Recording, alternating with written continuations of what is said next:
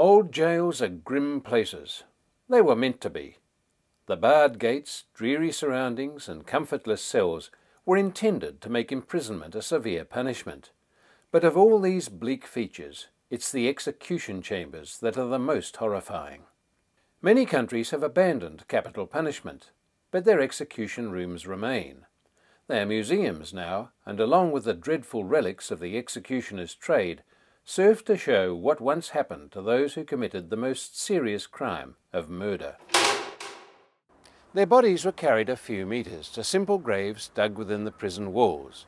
It was an unceremonious and undignified end.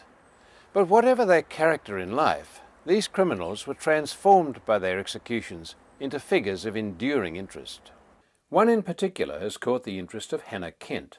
A creative writing student at Flinders University, Hannah has already won 3 major prizes for her writing and is now writing a book about the last woman to be executed in Iceland. My work is about a woman called Agnes Magnusdóttir, who was killed in 1830 in Iceland.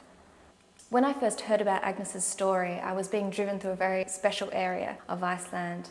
It was a valley filled with what looked like small burial mounds. And I asked my host parents at the time whether they were in fact burial mounds, and they explained that no, it's because of the geothermal energy. Rocks get pushed up to the surface and they create this effect. Then they pointed to 3 hills in the distance and said that in fact is where the last person in Iceland was executed.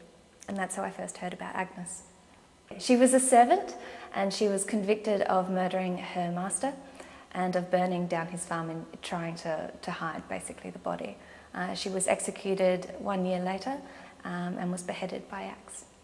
I think when I first heard about her story, I felt an affinity with her as an outsider in a small Icelandic community, and I think the very fact that there's so little written about her made me want to write her story, made me want to give her a voice. He took me from the stone room in the court building, and other officials joined us as he led me through the dark corridors. They were silent, but I felt them behind me. I felt their stares as though they were cold hand grips upon my neck.